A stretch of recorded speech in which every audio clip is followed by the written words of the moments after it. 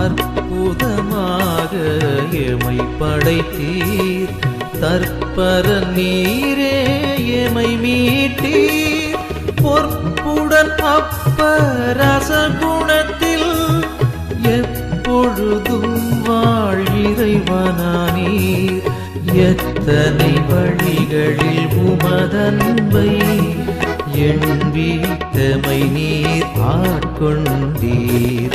அன்பின் தேவனர் கருணையிலே அழியா புகழோடு வாழ்பவரே, அன்பு பாதையில் வழி நடந்தே அடியோர் வாழ்ந்திடச்